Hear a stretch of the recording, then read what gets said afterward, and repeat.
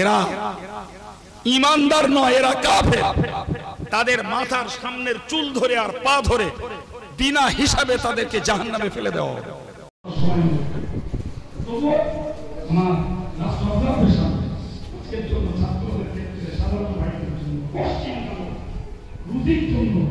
আমরা সম্মানের জন্য ইসলামকে জবাই করব না, কোরআন হাদিসকে জবাই করব না। العالمين والصلاة والسلام على رسوله الكريم وعلى آله وأصحابه أجمعين.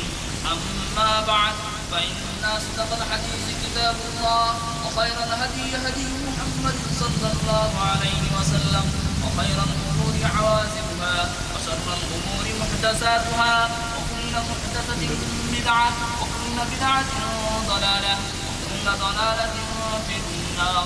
وبالسند المتصل منا رحمه الله تعالى. اللهم انفعنا بعلومه وعلومهم آمين يا رب العالمين. باب قول الله: ونضع الموازين القسط ليوم القيامة وأن أعمال بني آدم وقولهم يوزن. وقال مجاهد: القسطاس العدل بالرومية. ويقال القسط مصدر المقسط وهو العادل، وأما القاسط فهو الجائر. وبه قال حدثنا أحمد بن أشكاب قال حدثنا محمد بن فضيل عن عمارة بن القعقاع عن أبي زرعة عن أبي هريرة رضي الله تعالى عنه قال: قال النبي صلى الله عليه وسلم: كلمتان حبيبتان إلى الرحمن خفيفتان على اللسان ثقيلتان في الميزان، سبحان الله وبحمده سبحان الله العظيم.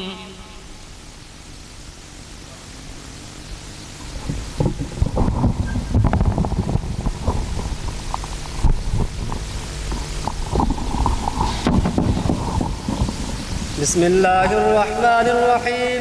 الحمد لله رب العالمين، والصلاة والسلام على رسوله على سيد الأنبياء والمرسلين وعلى آله وصحبه أجمعين. أما بعد، فإن أصدق الحديث كتاب الله، وخير الهدي هدي محمد صلى الله عليه وسلم، وخير الأمور عوازمها، وشر الأمور محدثاتها، وكل محدثة بدعة، وكل بدعة ضلالة، وكل ضلالة في النار. وبالسند المتصل منا إلى الشيخ الإمام الهمام الحافظ الحجة أمير المؤمنين في الحديث الشريف أبي عبد الله محمد بن إسماعيل بن إبراهيم بن المغيرة بن بردزبة الجعفي اليماني البخاري رحمه الله. اللهم انفعنا بعلومه وعلومهم آمين يا رب العالمين.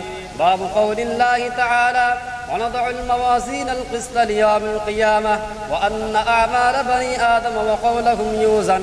وقال مجاهد: القسطاس العدل بالرومية. ويقال القسط مصدر المقسط وهو العادل، وأما القاسط فهو الجائر. وبه قال حدثنا أحمد بن أشكاب قال حدثنا محمد بن فضيل عن عمارة بن القعقاع عن أبي زرعة عن أبي هريرة رضي الله تعالى عنه قال: قال النبي صلى الله عليه وسلم: كلمتان حبيبتان إلى الرحمن خفيفتان على اللسان ثقيلتان في الميزان، سبحان الله وبحمده سبحان الله العظيم.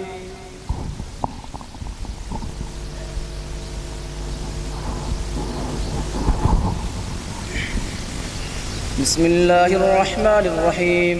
الحمد لله رب العالمين، والصلاة والسلام على سيد الأنبياء والمرسلين وعلى آله وصحبه أجمعين. أما بعد، فإن أصدق الحديث كتاب الله، وخير الهدي هدي محمد صلى الله عليه وسلم، وخير الأمور عوازمها، وشر الأمور محدثاتها، وكل محدثة بدعة، وكل بدعة ضلالة، وكل ضلالة في النار. وبالسند المتصل منا إلى الشيخ الإمام الهمام الحافظ الحجة أمير المؤمنين في الحديث الشافعي أبي عبد الله محمد بن إسماعيل بن إبراهيم بن المغيرة بن البردزبة الجعفي اليماني البخاري رحمهم الله. اللهم انفعنا بعلومه وعلومهم آمين يا رب العالمين. باب قول الله تعالى ونضع الموازين القسط ليوم القيامة وأن أعمال بني آدم وقولهم يوزن. وقال مجاهد القسطاس والعدل بالرومية وإن قالوا القسط مصدر المفسد وهو العادل وأما القاسط فهو الجائر. وبه قال حدثنا أحمد بن أشكابا قال حدثنا محمد بن فزيل عن عمر بن القعقاع نبي سنعة نبي هريرة رضي الله عنه قال قال النبي صلى الله عليه وسلم كلمتان حبيبتان للرحمن خفيفتان على اللسان ثقيلتان في الميزان سبحان الله وبحمده سبحان الله العظيم.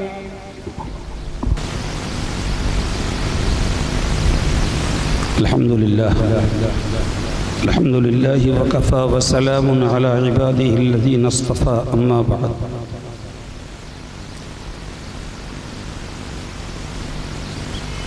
أعوذ بالله من الشيطان الرجيم.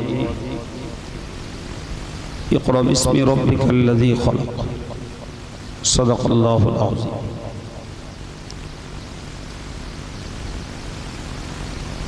সম্মানিত পরম শ্রদ্ধেয় আমার ওলি সাহেব আব্বাজান, বিশেষ মর্যাদা সম্পন্ন আমার সহশিক্ষক বৃন্দ, জামিয়ার আসাতিজায়ে কেরাম, বিশেষত যারা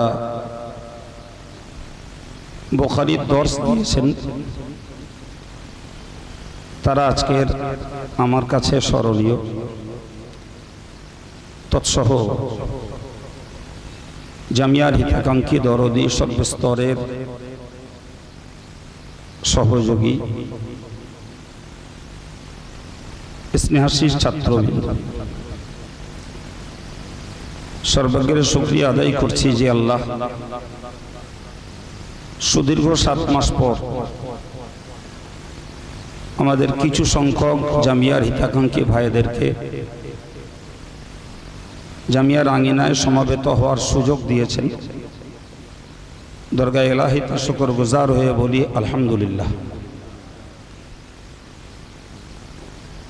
আগামী দিনের জন্য সার্বিক হেফাজতের দোয়া চাই। আল্লাহ আমাদেরকে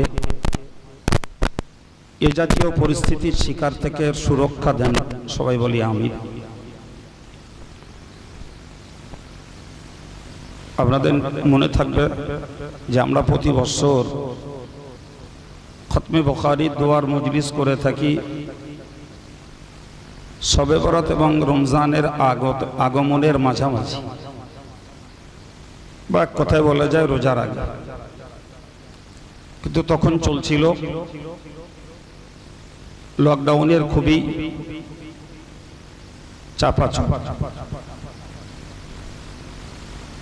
ফলে আমরা বিগত রমজানের পূর্বে খতমে বুখারীর দোয়ার মজলিস করতে পারিনি। অনেক টেনশনের পরে, অনেক ভাবনা চিন্তা এবং বিভিন্নভাবে প্রশাসনের সঙ্গে কথা বলে আজকের আমরা এই খতমে বুখারীর মজলিসটা করতে নিয়ত করেছিলাম। আল্লাহ আমাদের একেবারেই মূল কাজের মুহূর্তে এনে হাজির করে দিয়েছেন, আলহামদুলিল্লাহ।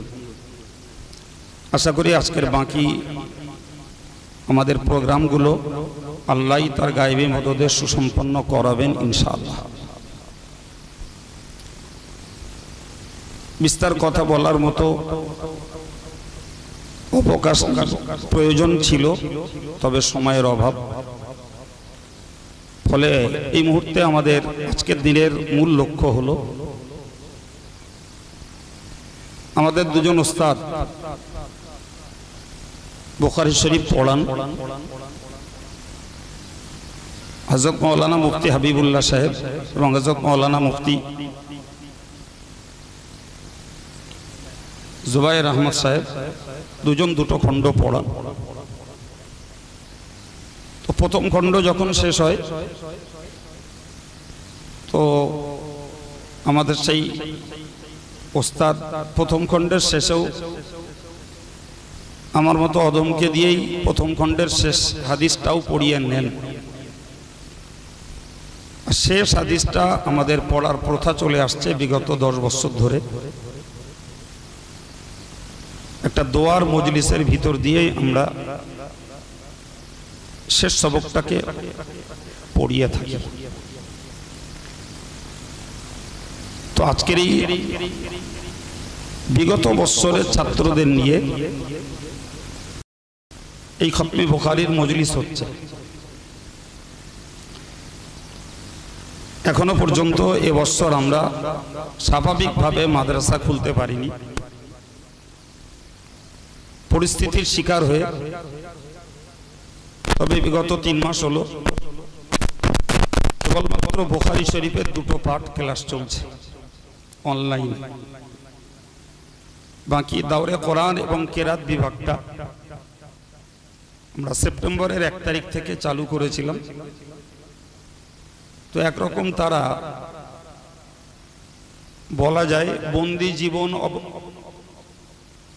অবলম্বন করে আছে, কারণ এখানে ক্লাস হয় কারি বিভাগ এবং দাওরে কোরআনের 2টো পাঠ, তাদের থাকার জায়গা উপরে, ক্লাস উপরে, না যেতেও দেওয়া হয় মাদ্রাসার গ্রাউন্ডের বাইরে, না যেতে দেওয়া হয় পুকুরে। এই অবস্থার ভিতর দিয়ে 2টো ক্লাস চলছে। সম্প্রতি আমাকে প্রশাসন ডেকেছিল, ডেকে আমাকে বললেন যে আমি তার আগে প্রশাসনে গিয়েছিলাম, আপ টু এসডিপি পর্যন্ত যোগাযোগ কমপ্লিট করে রেখেছিল। তো সম্প্রতি 1 সপ্তাহ হলো আমাকে ডেকেছিলেন, বললেন আপনি এসেছিলেন, তো আমি তো আপনাকে অনুমতি দিতে পারিনি, তো আপাতত আপনি আপনার টেকআপে চালাতে পারেন, সোশ্যাল ডিস্টেন্স বজায় রেখে, মাস্ক ব্যবহার করে ইত্যাদি। কিন্তু যেটা বাস্তব সত্য সেটা হলো যে এই মুহূর্তে করোনা ভাইরাসকে কেন্দ্র করে প্রশাসনের যে অবস্থান সেটা খুব বেশি কড়া জায়গায় নেই। এটা আমি খুব ভিতরের খবর বলছি। কিন্তু প্রশাসনকে ঠেকানো আলহামদুলিল্লাহ যতটা যোগাযোগ করেছি সম্ভব, কিন্তু আল্লাহকে ঠেকানো সম্ভব না। আপনি ভাবতে পারবেন না, মাত্র 50-52টা ছেলে সেপ্টেম্বর থেকে আছে, এর মধ্যে অন্তত 22-23 জন জ্বরে আক্রান্ত হয়েছে।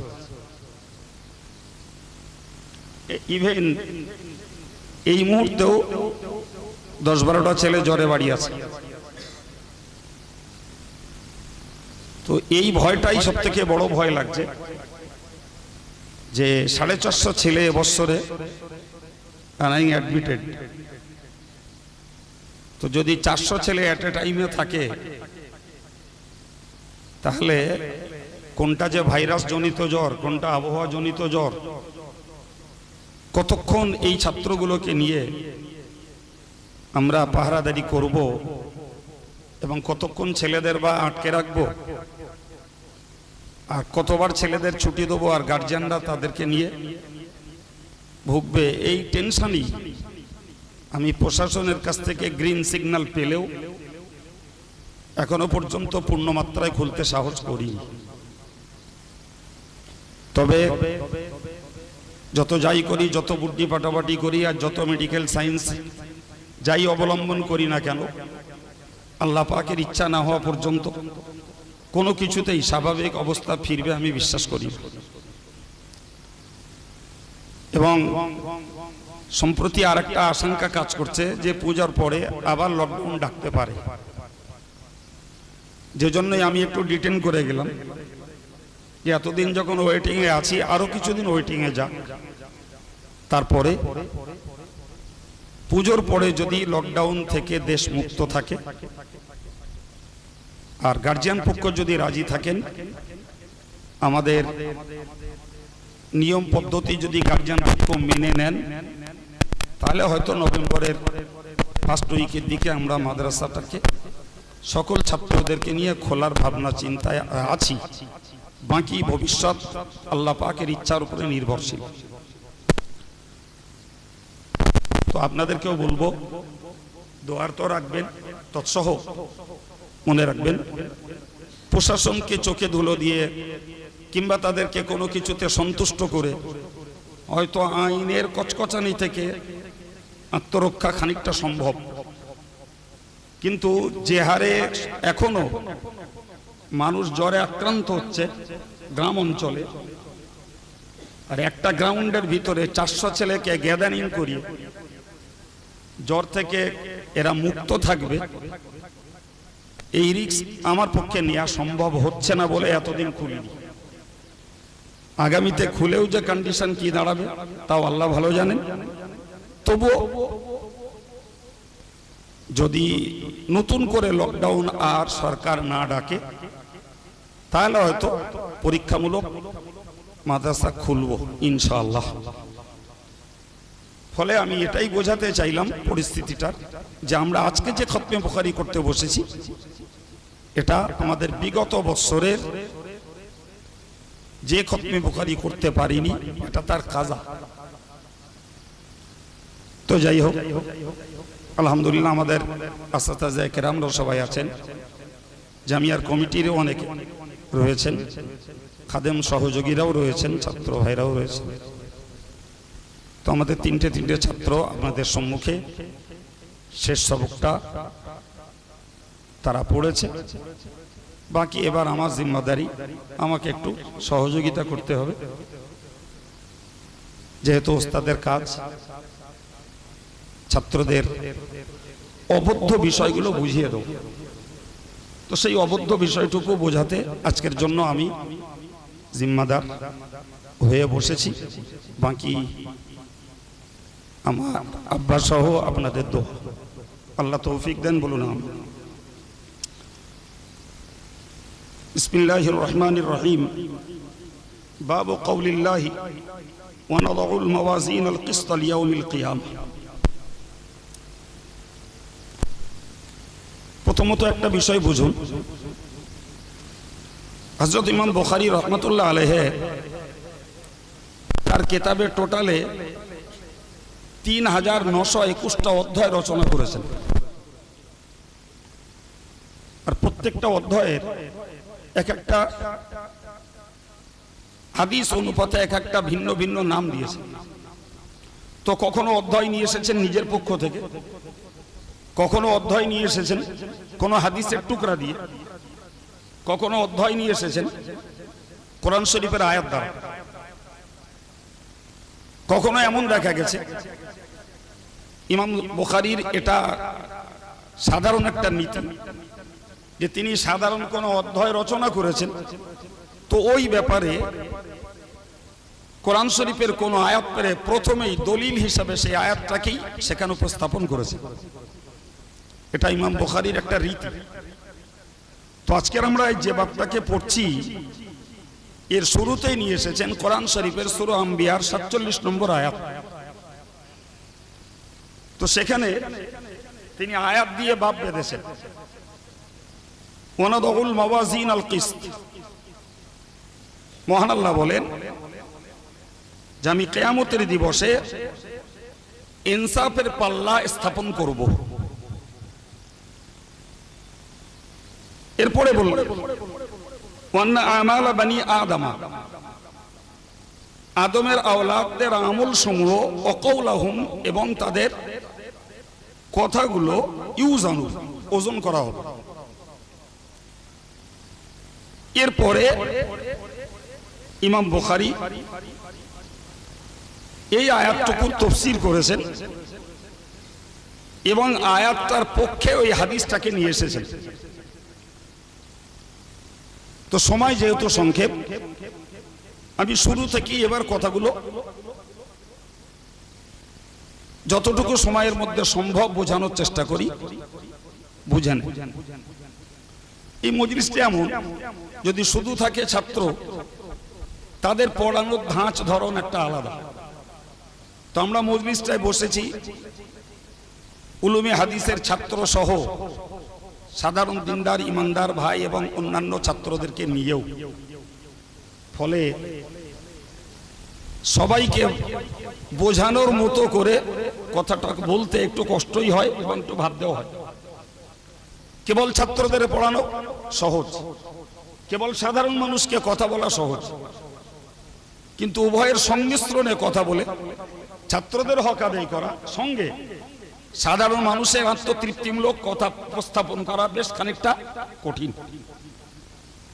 যাই হোক, তার ভিতর দিয়ে চেষ্টা করছি, যেটা যার জন্য প্রয়োজন এবং প্রযোজ্য সেটা তিনি বুঝে নিলেই আমার উপস্থাপিত কথা সার্থক হবে ইনশাআল্লাহ।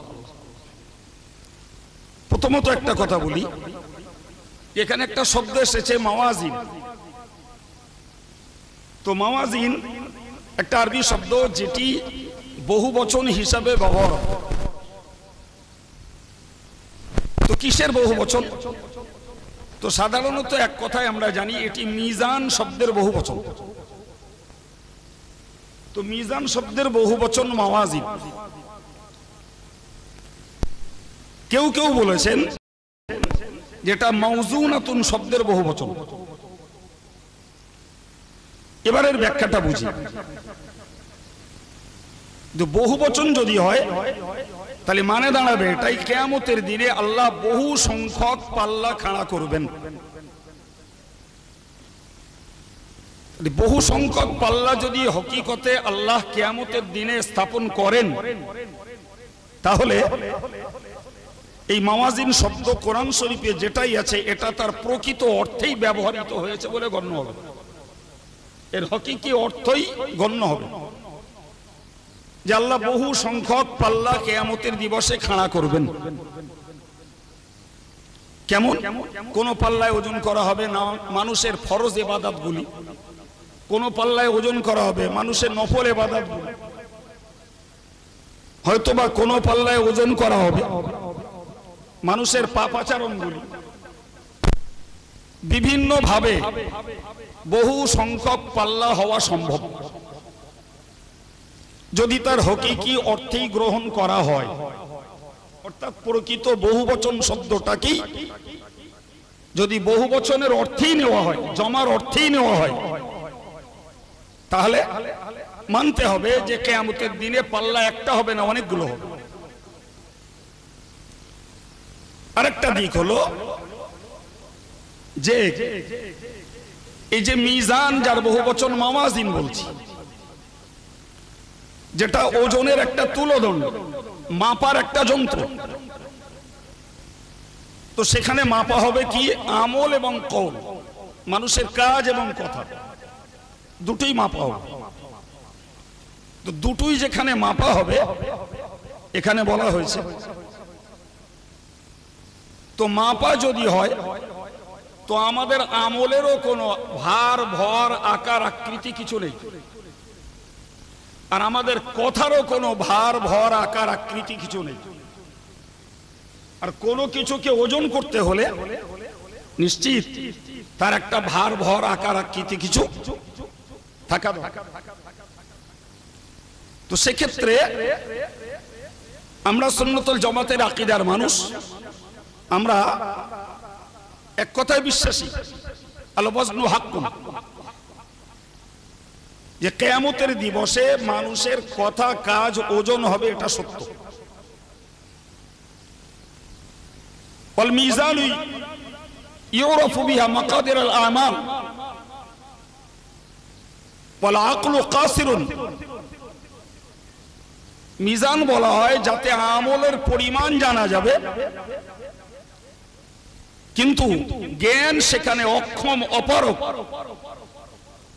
আন ইদরাকি কাইফিয়াতিহি, তার অবস্থাটা বুঝতে।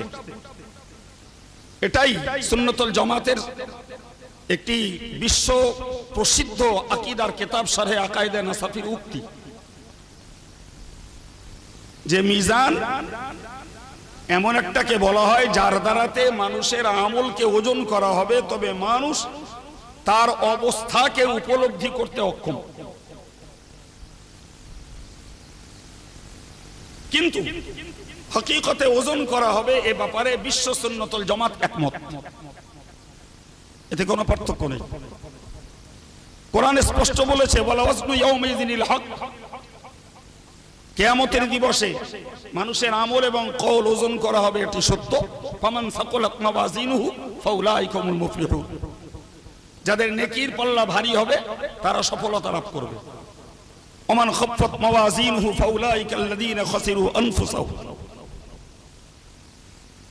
আর যাদের নেকির পাল্লা হালকা হয়ে যাবে তারা তাদের নফসের প্রতি অত্যাচার করেছে এবং নিজেদেরকে তারা বিধ্বস্ত করেছে, ধ্বংস করেছে, বরবাদ করেছে, তারা সেদিন মহাবিপদাপন্ন হবে।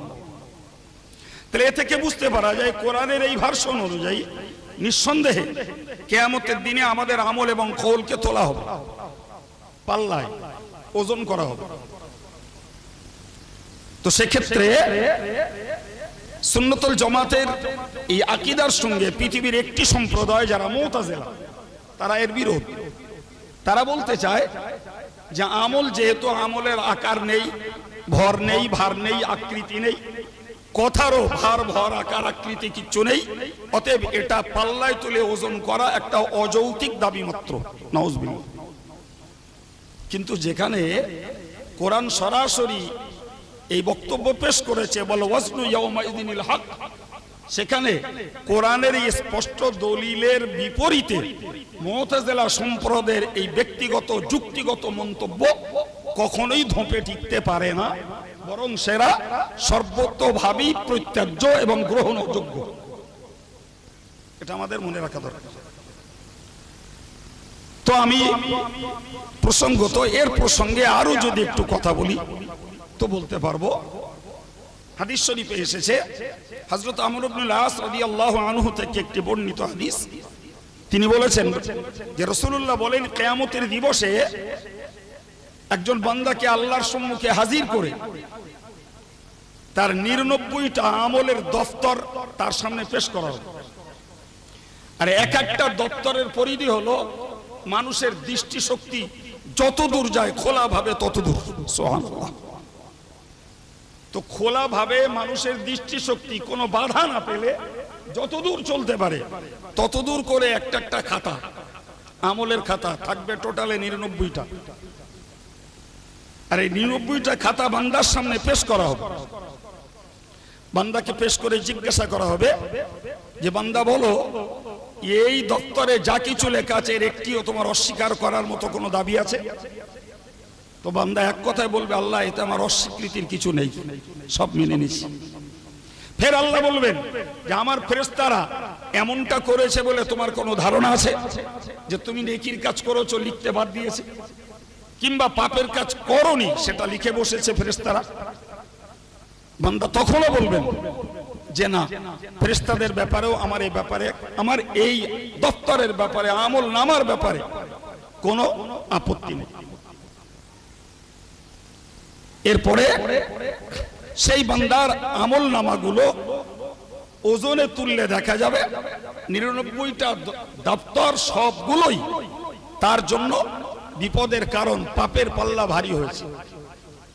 এ সময় আল্লাহ পাক ছোট্ট কালেমা আশহাদু আল্লা ইলাহা ইল্লাল্লাহ ওয়াহদাহু লা শারীকা লাহু ওয়া আশহাদু আন্না মুহাম্মাদান আবদুহু ওয়া রাসূলুহু, এই কালিমাটাকে তার গুপ্ত ভান্ডার থেকে বার করে ওই বান্দার আমল নামায় চাপিয়ে দেবে। তো চাপিয়ে দিলে দেখা যাবে যে ওই বান্দার নেকির পাল্লাটা ভারী হয়ে গেছে। হযরত ইবনে আব্বাস থেকে বর্ণিত রয়েছে যে এই হাদিস থেকে বুঝতে পারা যায়, এটাকে হাদিসে বিতাকা বলা হয়।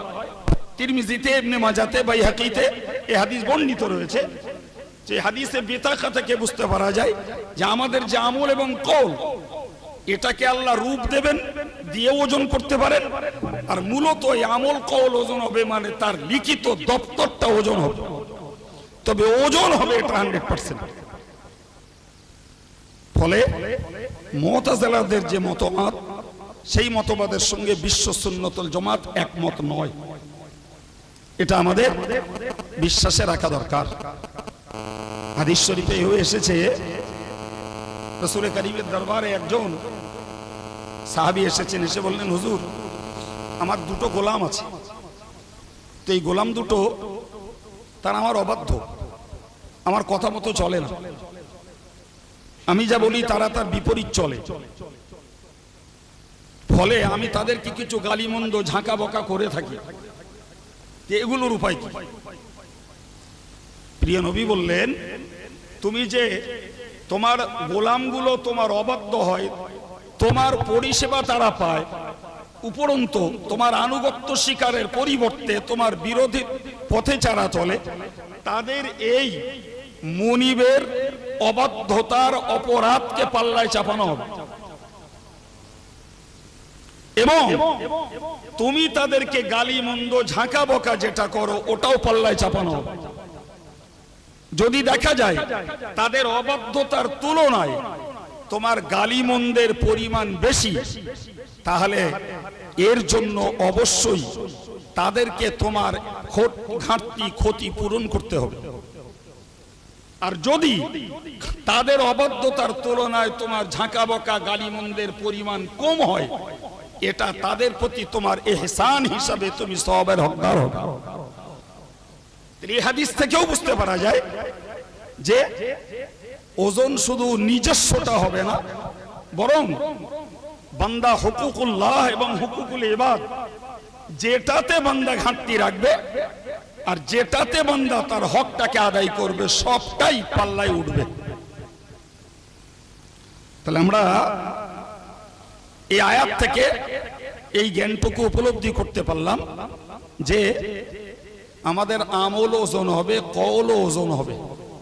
আর সেই কওলের মধ্যে সবথেকে পাল্লা ভারী বর্ধক কওল হবে আমাদের জন্য শাহাদাত, আল্লাহ পাকের তাওহীদের সাক্ষী, রাসূলের রিসালাতের সাক্ষী, এটাই হবে সবথেকে ভারী বর্ধক কওল। সুবহানাল্লাহ।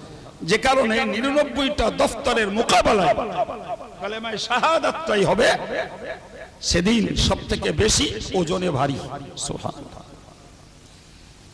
এর আর একটা কথা ছাত্রদেরকে বোঝা উচিত যে এই মাওয়াজিন শব্দটা মিজানের বহুবচন নয় বলেছি আমি, এটা মাওজুনাতুনের বহুবচন। এটা কিছু কিছু মুফাসসিরদের কওল, দলিল হিসাবে তারা ব্যবহার করেছেন। আল্লামা জালালউদ্দিন মাহাল্লি তিনি কোরআন শরীফের ওয়ালা তুকসিরুল মিজান, এই মিজান শব্দের মানে লিখেছেন, তিনি ওইখানে তার মানে লিখেছেন যে ওয়ালা তুকসিরুল মিজান আল আমালুল মাওজুনা, অর্থাৎ ওই সমস্ত আমল যেগুলোকে ওজনে তোলা হবে। তাহলে সেক্ষেত্রে বিতর্কের আর জায়গা নেই যে মিজানের জমা বহু মাওয়াজিন হলে তখন প্রশ্ন আসছে যে কিয়ামতের পাল্লা একটা না অনেকগুলো, কিন্তু যখন মাওজুনাতুনের বহু বচন এটাকে ধরা হবে তখন এই প্রশ্নের জায়গা থাকবে না। পর কথা যে আমরা যদি ধরে নিই যে কিয়ামতের দিবসে পাল্লা একটাই থাকবে এবং অধিকাংশ মুফাসসিরিনদের কওল হলো, মত হলো যে পাল্লা একটা, বেশি নয়। কটা পাল্লা? একটা পাল্লা। তাহলে সেক্ষেত্রে স্বাভাবিকভাবে প্রশ্ন আসবে যে পাল্লা একটা হওয়া সত্ত্বেও বহুবচন শব্দ কেন ব্যবহার হয়েছে? তো এর একটা জবাব হলো যে বহুবচন শব্দ এই জন্যই ব্যবহার হয়েছে, যেটা আমি আগেই বললাম, যেটা মিজানের বহুবচন নয়, মাওজুনাতের বহুবচন, ফলে সেক্ষেত্রে বহুবচন শব্দ ব্যবহার হওয়াটা অযৌক্তিক, অপ্রাসঙ্গিক নয়। দ্বিতীয়ত মনে রাখতে হবে এই যে পাল্লা একটাই হবে এবং আল্লাহ সেটাকে স্থাপন করবেন।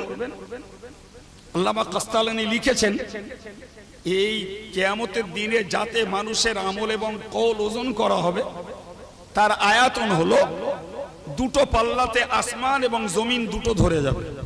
আল্লাহু আকবার। এত বড় পাল্লা যে এক পাল্লাতে আসমান আর এক পাল্লাতে জমিন ধরে যাবে।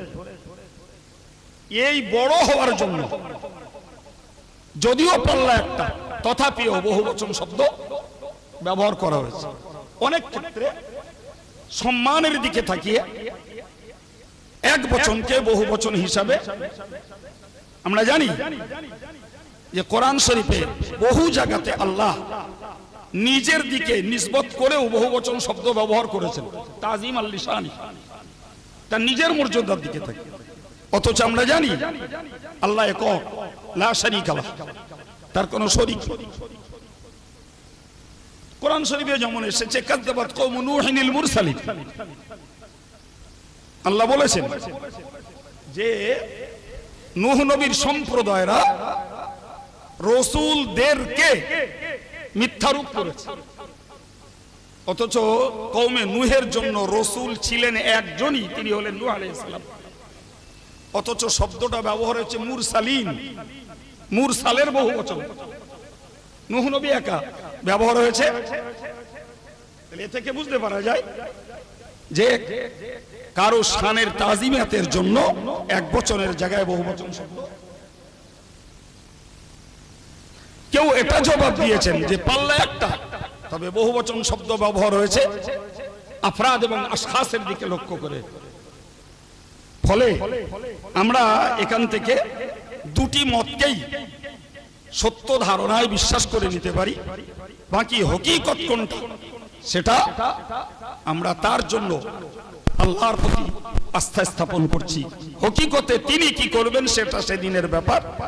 পৃথিবীর বিদ্বানগণেরা, মুফাসসিরিনে কেরামেরা এ ব্যাপারে তাদের মন্তব্য করেছেন যে হতে পারে বহু পাল্লা, সেক্ষেত্রে বিভিন্ন আমলের হিসাব হবে বিভিন্ন ভাবে। যেমন আমরা জানি সাধারণভাবে যে কয়লা ওজন করার পাল্লা আলাদা, সোনা ওজন করার পাল্লা আলাদা, চাল সবজি ইত্যাদি ওজন করার পাল্লা আলাদা। হতে পারে আল্লাহর দরবারে ভিন্ন ভিন্ন পাল্লায় ভিন্ন ভিন্ন আমল ওজন হবে, আর একটা পাল্লা হলে তার জবাব বলেছি। চলো পরে আগাও। এখানে একটা শব্দ এসছে আল কিস, এর ব্যাখ্যা পরে করব। লিয়াউমিল কিয়ামা, মুফাসসিররা বলেছেন এখানে একটা হিসাব শব্দ উজ্জ্ব আছে, লি হিসাবি ইয়াউমিল কিয়ামা, অর্থাৎ কিয়ামতের দিবসে পাল্লা স্থাপন করব হিসাব গ্রহণের জন্য, হিসাব নেয়ার জন্য, কম বেশ করার জন্য।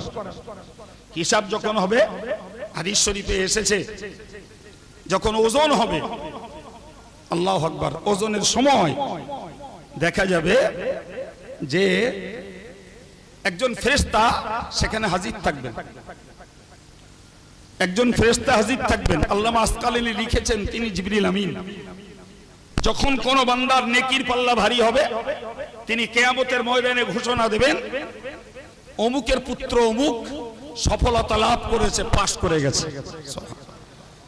ঠিক একই ভাবে যার নেকির পাল্লা হালকা হয়ে পাপের পাল্লা ভারী হয়ে যাবে, তার জন্য নাম সহ ঘোষিত হবে কিয়ামতের ময়দানে যে অমুকের পুত্র অমুক, তার পাপের পাল্লা ভারী হয়ে সে নাকাম, অসফল, নিষ্ফল, অকৃতকার্য হয়েছে।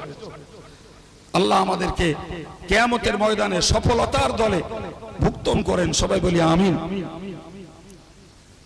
এরপরের কথা, ওয়ান্না আমালা বানি আদম ওয়া কাওলুহুম ইউজান। তো আমল কওল ওজনের ব্যাপারটা আগে বলেছি। এখানে একটা কথা বুঝতে হবে, সেটি হলো ইমাম বুখারী এখানে যে কথা লিখেছেন আমালা বানি আদম, এ থেকে বুঝতে পারা যায় যে সকল বনি আদমের আমল কওল ওজন হবে। কিন্তু আল্লামা কাসতালানী লিখেছেন যদিও শব্দটা ইমাম বুখারী ব্যবহার করেছেন তামিমাম শব্দ, কিন্তু এর ভিতরে একটা বিশিষ্ট সম্প্রদায় রয়েছে যাদের ওজন হবে না। সুবহানাল্লাহ, তারা বিনা ওজনে বিনা হিসাবে বেকসুর জান্নাতে চলে যাবে। সুতরাং বনি আদম শব্দটাকে ইমাম বুখারী আম ভাবে সাধারণ ভাবে ব্যবহার করলেও কিয়ামতের ময়দানে 70,000 মানুষ বিনা হিসাবে জান্নাতে চলে যাবে।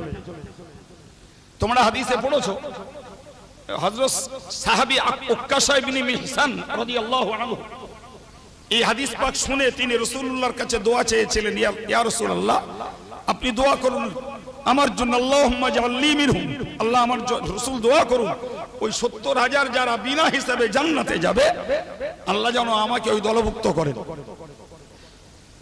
রাসূলুল্লাহ দোয়া করলেন এবং বলে দিলেন যে ওই সাহাবী 70,000 সাহাবী যারা বিনা হিসাবে জান্নাতে যাবেন তাদের মধ্যে উনি একজন। সঙ্গে সঙ্গে আরেকজন সাহাবী উঠে বললেন, হুজুর আমার জন্য একটু দোয়া করুন। রাসূল বললেন, সাবাকাকা উক্কাশা, সুযোগ উক্কাশা দখল করে নিয়েছে, তোমার জন্য আর নাই। কথা বোঝা গেল? তাহলে এ থেকে বুঝতে পারা যায় যে যদিও ইমাম বুখারী শব্দটাকে আমভাবে ব্যবহার করেছেন, ওয়ান্না আমালা বানি আদমা ওয়া কাউলুহুম ইউজান, কিন্তু সকল আদম সন্তানদের আমল কওলকে ওজন করা হবে না। হযরত আল্লামা ইবনে হাজার আসকালানী রাহমাতুল্লাহ আলাইহি লিখেছেন যে কিয়ামতের ময়দানে দু শ্রেণীর ব্যক্তি, একটা শ্রেণী হলো কাফের সম্প্রদায়, যারা একদম মোহরাঙ্কিত জাহান্নাম, তাদেরকে আরে ওজন করা হবে তো নেকি আর বদিকে দেখানোর জন্য, কিন্তু যারা ঈমানের গণ্ডির বাইরে, ইউরাফুল মুজরিমুনা বিসিমাহুম ফায়ুখাযু বিন নওয়াসি ওয়াল আকরাম, যাদের চেহারা দেখলে বুঝতে পারা যাবে যে এরা ঈমানদার নয়, এরা কাফের, তাদের মাথার সামনের চুল ধরে আর পা ধরে বিনা হিসাবে তাদেরকে জাহান্নামে ফেলে দেওয়া হবে। এর একটা গোষ্ঠী, এদের জন্য এদের আমল ওজনে তোলা হবে না, তারা কাফের গোষ্ঠী। ঠিক ঈমানদারদের আর একটা গোষ্ঠী রয়েছে যারা বিনা হিসাবে জান্নাতে যাবে।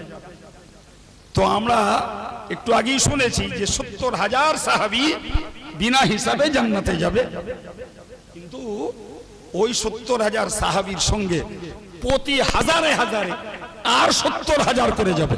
সুবহানাল্লাহ, আলহামদুলিল্লাহ। এটি আল্লাহ পাকের অপার কৃপা যে ওই 70,000 সাহাবীর সঙ্গে প্রত্যেক হাজারে হাজারে আর 70,000 করে সাহাবী, তারাও বিনা হিসাবে জান্নাতে যাবে। তো এদের আমলকে পাল্লায় তোলা হবে না। তাহলে পাল্লায় উঠবে ঈমানদারদের আমল, যাদের জীবনটাতে নেকি আর বদির সংমিশ্রণ রয়েছে, এদের গুলোই উঠবে। যে 70,000 সাহাবী এবং এক এক হাজারে আর 70,000 করে যারা বিনা হিসাবে জান্নাত যাবে, এরা সকলেই সমস্ত রকমের নাকায়েস ওয়ুব, শরীয়তের দৃষ্টির সমস্ত রকমের দোষ ত্রুটি থেকে তারা মুক্ত। সুবহানাল্লাহ, তবেই তাদের জন্য বেহিসাব জান্নাত রয়েছে। তাহলে আমরা বুঝে নিলাম ইমাম বুখারী এখানে আম শব্দ ব্যবহার করলেও সকল আদম সন্তানের আমল কওল ওজন করা হবে না, বরং এর মধ্য থেকে মখসুস হয়ে যাবেন ওই সমস্ত ব্যক্তি যারা হকিকতে কাফের, তারা বিনা হিসাবে জাহান্নামী, আর যারা দোষ মুক্ত ঈমানদার তারা বিনা হিসাবে জান্নাতি। আলহামদুলিল্লাহ। পরকত ওয়াকালা মুজাহিদ আল কিসতাস আল কুস্তাস। ইমাম বুখারীর একটা নিয়ম হলো যে উনি সমর্থক শব্দ পেলে সেটাকেও হাজির করান। তো আয়াত পাকে শব্দ পেয়েছেন আল কিস, কি শব্দ পেয়েছেন? তো আয়াত পাকে শব্দ পেয়েছেন কিস। তো কিস একটা মাসদার, কিস মাসদারের অর্থ আসে ন্যায়। কিস মাসদারের মানে কি? ন্যায়। তো মাওয়াজিন আল কিস বলতে ন্যায়ের তুলাদণ্ড, মাওয়াজিনের সিফাত কিস।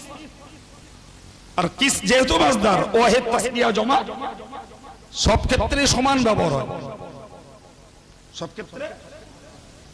জি, মিজানুন কিস্তুন, মিজানান কিস্তুন, মাওয়াজিন কিস্ত, সব সমান। ফলে কিস শব্দ আমরা এখানটায় যেটা দেখছি বিকাসরিল কফ, এর মানে হলো ন্যায় পরায়ণতা, এটা মাসদার। তবে কসতা ইয়াকসিতু কসতান কুসুতান, এর মানে হলো জুলুমবাজি, অত্যাচার, অবিচার। তো ইমাম বুখারী কিস শব্দের ব্যাখ্যা করতে যেয়ে তিনি আগেই এখানে জুড়েছেন কালা মুজাহিদ বিখ্যাত মুফাসসির হযরত ইমাম মুজাহিদ বলেছেন যে কিস্তের সমার্থক শব্দ হলো কিস্তাস বা কুস্তাস। আর এই শব্দ কোরআন শরীফে ব্যবহার হয়েছে। হযরত নবী শুআয়ব আলাইহিস সালাতু ওয়াস সালাম তার কওমের লোকদেরকে বলেছিলেন আউফুল কাইলা ওয়ালা তাকুনু মিনাল মুফসিদিন, তোমরা ওজনের ক্ষেত্রে পূর্ণতা ব্যবহার করো, খবরদার ওজনের ক্ষেত্রে ঘাটতি দাতা হিসাবে তোমরা ঘাটতি দাতাদের অন্তর্গত হও না। কম দেওয়ার স্বভাবের মানুষ, বরং ওয়াজিনু বিল কিসতাসিল মুস্তাকিম, তোমরা সঠিক তুলদণ্ড দ্বারা ওজন করো। এটা ছিল নবী শুআয়ব আলাইহিস সালাতু ওয়াস সালামের পক্ষ থেকে তার কওমের প্রতি নসিহত। তো সেই ওই আয়াত পাকে এই কিস্তাস শব্দ এসেছে। ইমাম বুখারী শব্দটাকে এখানে বোঝাতে চেয়েছেন কিস্ত এবং কিস্তাস কিংবা কুস্তাস এর সমর্থ হলো কি আল আদল, ন্যায়। পরে বললেন ওই আল আদলু বির রুমি, কি বলেছেন যে রুমি ভাষায় কিস্তের মানে হলো কি আল আদল, ন্যায়। এখানে একটা প্রশ্ন তো জাগা স্বাভাবিক, সাধারণ ভাইদের না জাগলেও ছাত্রদের জাগবে। সেটা হলো আমরা জানি ইন্না আনজালনাহু কুরআনান আরাবিয়্যা, যে কোরআনকে আল্লাহ নাজিল করেছেন আরবি ভাষায়। এটা যদি রুমি শব্দ হয় তাহলে কোরআনের ভিতরে রুমি শব্দ, তাহলে আরবিতে কোরআন নাজিল হয়েছে এই কথার সত্যতা কিভাবে বজায় থাকে? তো এর জবাবে মুহাদ্দিসরা বলেছেন যে প্রথম কথা হলো দু চারটে যদি অন্য শব্দ কোরআনে ঢুকে থাকে তাহলে টোটাল 30 পারা কোরআনের ভিতরে দু চারটে অন্য শব্দ ঢুকে থাকাটা এটা আরবি হওয়ার পথে বাধা নয়। দ্বিতীয় কথা মনে রাখো যে এমন কিছু শব্দ আছে যেগুলো আরবিতেও ব্যবহার হয়, ইব্রানিতেও ব্যবহার হয়, সুরিয়ানিতেও ব্যবহার হয়, যে এগুলো হলো তাওয়াফুকে লুগা, এগুলো অর্থের সমতা। ফলে অনেকে বলেছেন যে এই কিস্তাস শব্দটি এটা রুমি ভাষায় আদল মানে হলেও এটা অ্যাকচুয়াল রুমি নয়, যেমন রুমি তেমন আরবি, অতএব প্রশ্নের জায়গা নেই। এবার আবার বলছে ওয়াল ইউকাল আল কিস্তু মাসদারুল মুকসিদ। ছেলেরা বোঝো এখানে একটু জটিলতা। আমরা জানি কিস্ত সালাসি মুজাররাদের মাসদার, আর মুকসিদ তো হলো সালাসি মজিদ ফির ইসম ফাইল, আর মজিদ ফির ইসম ফাইল হলে তার মাসদার হবে ইকসাব, তাই তো নাকি? তার মাসদার হবে। কিন্তু ইমাম বুখারী বললেন যে আল কিস্ত মাসদারুল মুকসিদ, এটা কি করে হয়? এটা কি করে হয়? আল্লামা আইনি এই ব্যাপারে তিনি একটা প্রশ্ন হাজির করেছেন। আল্লামা কিরমানি প্রশ্নটা হাজির করে বলেছেন এই একই প্রশ্নটাই, যে কিস সালাসি মুজাররাদ আর মুকসিদ যখন ইসম ফাইল, ইনসাফকারী, ন্যায় বিচারকারী। আমরা জানি কোরআনে রয়েছে ইন্নাল্লাহু ইউহিব্বুল মুকসিতিন, আল্লাহ ন্যায় বিচারকারীদেরকে ভালোবাসেন। তো মুকসিদ যদি ইসম ফাইল হয় তাহলে এর মাসদার হওয়া উচিত ইকসাব। এটা কি করে হলো? তো খুদ কিরমানির জবাব আবার আল্লামা আইনি নকল করেছেন। তিনি উল্লেখ করেছেন এটা যে এই কিস্ত মাসদার থেকে মুকসিতের অর্থ নিয়েছেন, বা কিস্ত থেকে মুকসিত শব্দটা নির্গত হয়েছে, এই জন্যই বলেছেন এই কিস্ত আর সালাসি মজিদ ফির মাসদার ইকসাব দুটোর মানে এক। আর এই দুটোর মানে এক হওয়ার জন্য কিস্তের মাসদার থেকে মুকসিত শব্দ ব্যবহার করা জায়েজ হিসাবে ইমাম বুখারী উল্লেখ করেছেন আল কিস্তু মাসদারুল মুকসিত। কিস্ত হলো মুকসিতের, তো মুকসিতের মাসদার মানে এই নয় যে কিস্ত এই শব্দটা কাসাতা ইয়াকসিতু অথবা কাসাতা ইয়াকসুতু ভাবে নাসারা এবং গরাবা দুটো থেকেই মাসদারটা পাল্টাবে শুধু বিকাসরিল কাফ, তার নামে ইনসাফ, ন্যায় বিচার, আদল। আর যদি মাসদার পাল্টে হয় কাস্তান আর কুসুতান তখন মানে পাল্টে যাবে আযুল, অত্যাচার। ওয়াল আদিল মুকসিদ বামানা ন্যায় বিচারকারী। ও আম্মাল কাসিদ ওই বলছে মাসদার যখন কাস্ত হবে কুসুত হবে তখন মানে হবে কি অত্যাচারকারী। ও আম্মাল কাসিদ ফাহুয়াল জাইর কাসাতা ইয়াকসিতু কাস্তান কুসুতান, এর মানে কি জাইর, অত্যাচারকারী। তো এদের ক্ষেত্রে আল্লাহ কোরআন শরীফে বলেছেন ওয়া আম্মাল কাসিতুন ফাকানু লিজাহান্নাম হাতাবা, যারা অত্যাচার করে তারা জাহান্নামের জ্বালানি হবে।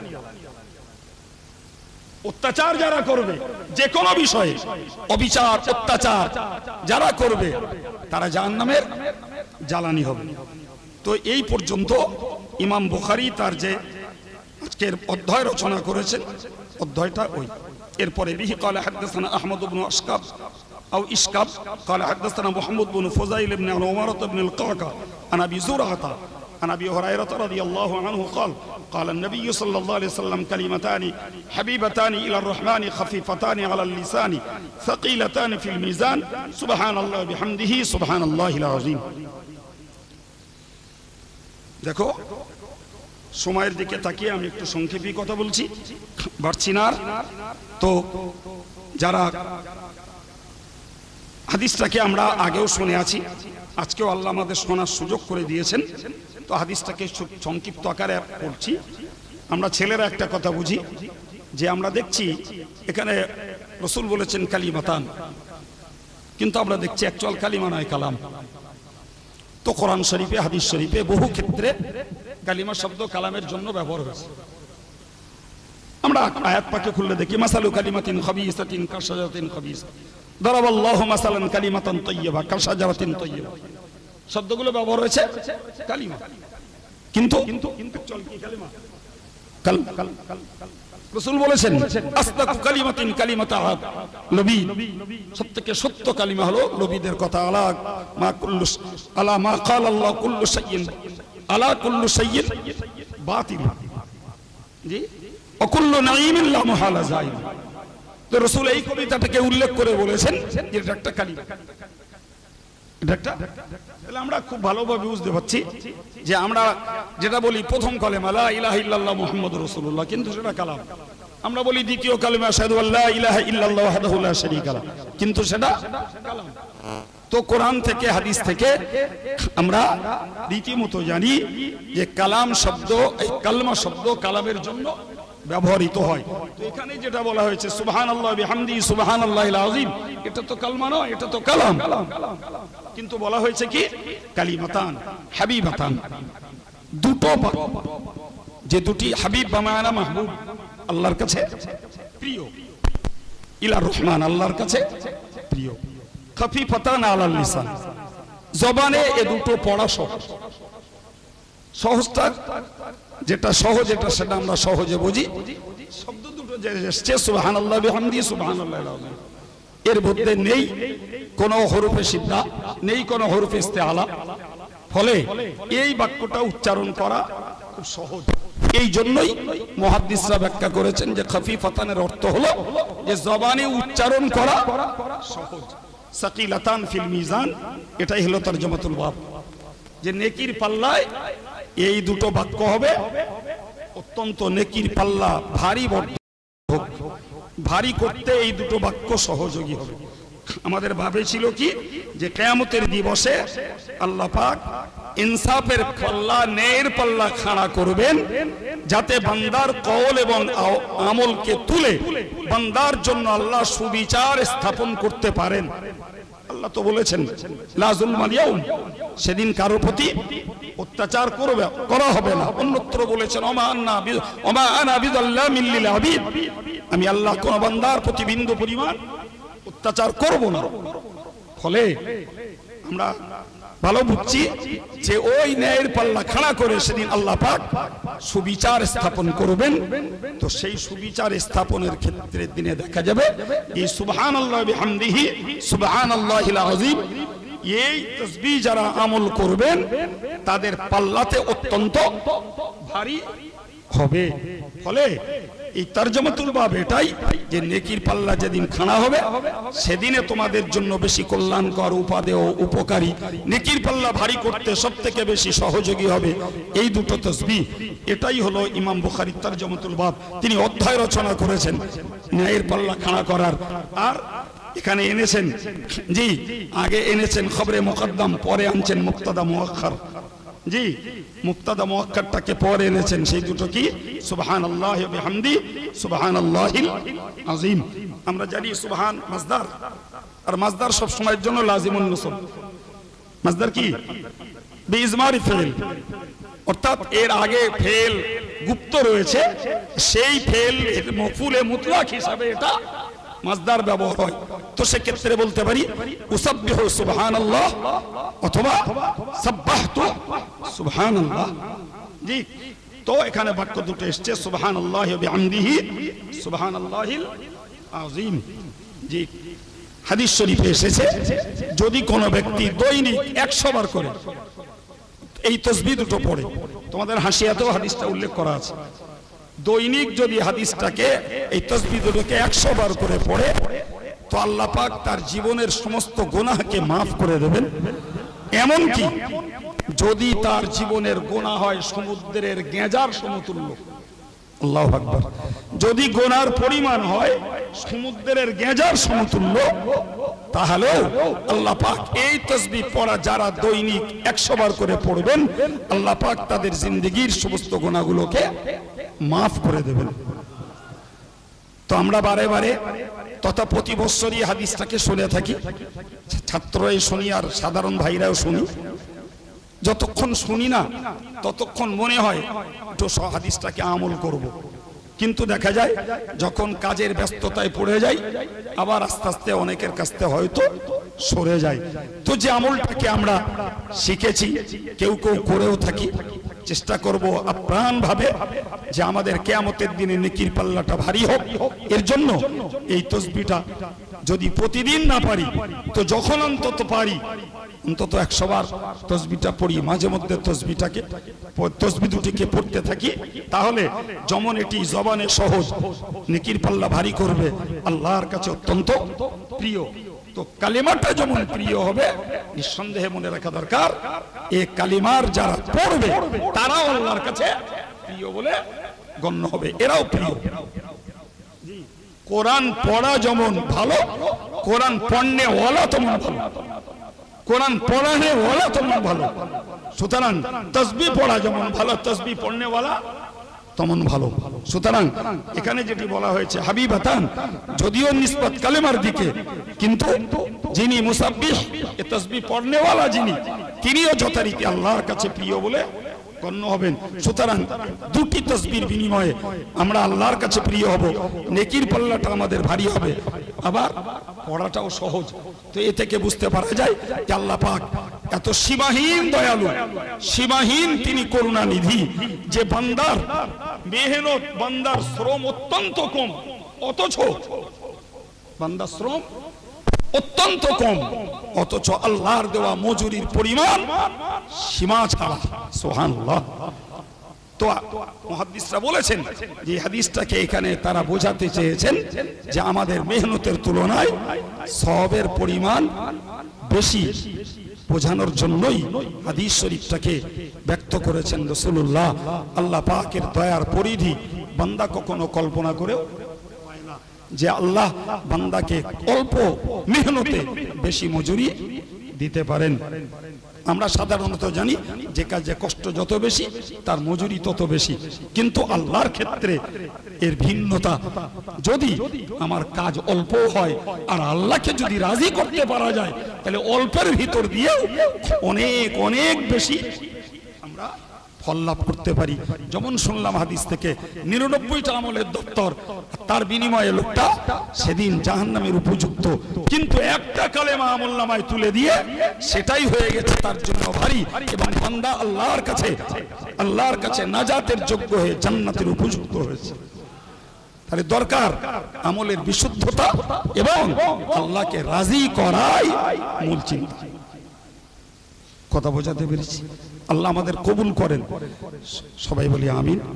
আমি সকলকে লক্ষ্য করে আজকের সবকের শেষে বিশেষত ছাত্রদেরকে বলবো, ওস্তাদেরা বলি, মাদ্রাসার কর্তৃপক্ষ বলি, মাদ্রাসার হিতাকাঙ্ক্ষী দরদি দাতা সহযোগী যাদের সার্বিক মেহনতের সুফল, বিল্ডিং বলি, তোমাদের পিছনে ওস্তাদদের মেহনত বলি, কিতাব কিনে ফ্রি পড়তে দেয়া বলি, এই সব কিছুর সার্থক হলো আদর্শবান দুটো মানুষ তৈরি করা, সুন্নতে নবাবীর অনুসারী দুটো মানুষ তৈরি করা, দ্বীন ও শরীয়তের প্রকৃত তাবেদার দুটো মানুষ তৈরি করা। এটাই আমাদের সার্বিক স্বার্থ। তা আমি বিশেষত ছাত্র সমাজকে বলবো যে তারা পড়ার জীবনটাকে শেষ করে যখন কর্মজীবনে নামবে, গুরুত্বপূর্ণ কথা এটা মনে রাখো, জীবনে নিজের ইলম আমলের উপরে বহাল থাকো।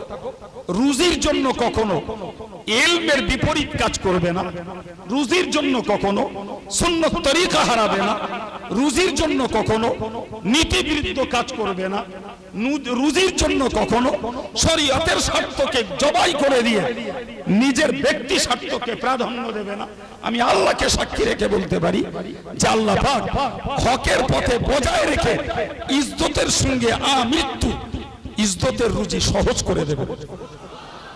আমার তিক্ত অভিজ্ঞতায় আমি বুঝেছি যে বর্তমান জমানায় প্রচুর পরিমাণে সাধারণ জনগণ এবং ইভেন ধর্মীয় ভেদধারী ওলামা সমাজ যারা দ্বীনের দায়িত্বশীল বলে দাবিদার, তাদের ভিতরেও লক্ষ্য করে দেখেছি স্বার্থের জন্য নীতি হারা, স্বার্থের জন্য আমল হারা, স্বার্থের জন্য ইলমের বিপরীত কাজ বহু বহু ব্যক্তির জীবনে গিজগিজ করছে, বহু ব্যক্তির জীবনে গিজগিজ করছে। ইভেন বলা বাহুল্য নয়, দেশের যারা যথাকথিত বাজার জাত হওয়া পীর আর পীরজাদা, এদের পীরিত্বের ইজ্জত গুলোকে লুণ্ঠিত করছে স্বার্থের জন্য। খুব সাবধান, খুব সাবধান যে রুজির মালিক আমরাই বলি আল্লাহ। আমি হজ করতে বসিনি, এখন হজ করার সময়ও নেই, তবুও আমার লাস্ট অবজারভেশন আজকের জন্য ছাত্রদের ক্ষেত্রে, সাধারণ ভাইদের জন্য, কোশ্চিন কালো রুজির জন্য আমরা সম্মানের জন্য ইসলামকে জবাই করব না, কোরআন হাদিসকে জবাই করব না, জি দ্বীন ও শরীয়তের বিধানকে জবাই করব না, কখনোই ব্যক্তি স্বার্থের জন্য শরীয়তকে জ্বলঞ্জলি দেব না, বরং পোক্তা নিয়ত করে বাড়ি যাব, আল্লাহ আল্লাহ রসুলের সন্তুষ্টির পথে নিজেকে দাঁড় করিয়ে রাখবো। সারা দেশ একদিকে চলে যাক, দুনিয়া একদিকে চলে যাক, আমি আমার আল্লাহ এবং রসুলের গোলামিতে দাঁড়িয়ে থাকবো। পৃথিবী বিপরীত দিকে যাবে, রসুলের দোয়া এবং আল্লাহ পাকের দয়া তার জন্য বরাদ্দ থাকবে। জি, আমি আমার ক্ষুদ্র জীবনে তার প্রকৃষ্ট বাস্তব প্রমাণ বহু বহু পেয়েছি। সবার জন্য আল্লাহর দরজা খোলা আছে। সর্বশেষ কথা বলছি, অনেক দিন আগের কথা, আমি নিজে কথাটাকে কেতাবে পড়িনি, শোনা কথাই বলছি। জি, এখান থেকে কম বেশি বছর 20 আগে ফুরফুরা শরীফের টাইটেল মাদ্রাসার মুহাদ্দিস হযরত মাওলানা নিয়ামতুল্লাহ সাহেব, তিনি বসিরহাট মাদ্রাসায় এসেছিলেন দরসে বুখারী, খতমে বুখারীর শেষ সবক পড়াতে। তো এই সবক পড়ানোর পরে সেদিন উনি অসুস্থ মানুষ, একটা ছোট্ট হাদিস বলেছিলেন, সবকের শেষে একটা হাদিস বলে দোয়া করে দিলেন। হাদিসটা বলেছিলেন এটাই যে হযরত ইমাম আবু হানিফা রাহমাতুল্লাহ আলাইহির আব্বা হযরত সাবেত রাহিমাহুল্লাহ, তিনি হজ করতে আসছিলেন। তো হজ করতে আসার পথে হযরত ইমাম আবু হানিফা রাহমাতুল্লাহ আলাইহি দুটি কথা উনি বলেছিলেন, সম্ভবত বয়স হবে 7 বছর অথবা হবে 12 বছর। তবে এ কথাটা তিনি বলেছিলেন যে তখন তিনি নাবালক। তো হযরত ইমাম আবু হানিফা রাহমাতুল্লাহ আলাইহি নোমান, তিনি তার আব্বা সাবেতের কাছে আবদার করলেন যে আমি একটু আপনার সঙ্গে হজে যাব। তো হযরত সাবেত রাদিয়াল্লাহু আনহু তিনি বারবার বোঝাতে চাইলেন যে সেখানে যাওয়া তোমার পক্ষে সম্ভব না, তুমি বয়সে কাঁচা, ওটা তোমার কাজ না, সেখানে প্রচুর ভিড় আছে। তো অনেক ভাবে বোঝাতে চেষ্টা করেছেন, কিন্তু আমরা দেখি না বাচ্চাগুলো যেমন আব্বার সঙ্গে, ভাইয়ের সঙ্গে, মায়ের সঙ্গে কোথাও যেতে বায়না ধরে, তো উনি শব্দটা বলেছিলেন যে ইনি বায়না ধরলেন যাব। শেষ অবধি হযরত সাবেত রাদিয়াল্লাহু আনহু নোমান রাদিয়াল্লাহু আনহুকে সঙ্গে নিয়েই উনি হজ পাকে এলেন। তো হজের কার্য সম্পন্ন হয়েছে। তো হজের কার্য সম্পন্ন হওয়ার পরে বাড়ি ফিরবেন, এরকম কাছাকাছি একদিন কাবার চত্বরে দেখছেন যে কাবার চত্বরে প্রচুর মানুষ গোলার দয়ে ভিড় জমিয়ে যেন কি একটা কৌতূহলের সঙ্গে দেখা দেখি করছে। হযরত ইমাম আজম আবু হানিফা তার আব্বাকে বললেন, আব্বা ওইখানটায় অত লোকের ভিড় কেন, আমি একটু দেখব। তিনি বললেন, আমি ওই ঠেলে তোমাকে কি করে নিয়ে যাব? তো বললেন, আমাকে নিয়ে যাওয়াই লাগবে। ছেলে মানুষ হিসেবে তার যে ভাষায় আবদার করা করলেন। হযরত সাবিত রাদিয়াল্লাহু আনহু তাকে সামনের ভিড় ঠেলে ঠেলে আগিয়ে নিয়ে গেলেন। তো তার বর্ণনা উনি বলছেন যে দেখতে পেলাম ওখানে বসে রয়েছেন সুস্ত্র গুম্ফ শুভ্র, দাড়ি গোপ পেকে সাদা ধবধব করছে, একজন অতি ক্ষীণকায় দুর্বল মানুষ। আসরের পরে তাকে আনা হয়েছে, তিনি মাগরিবের নামাজ জমাতে পড়বেন এমন দৈহিক তাকত তার নেই, তিনি যথারীতি আবার তার বাসায় হোজরায় ফিরে যাবেন।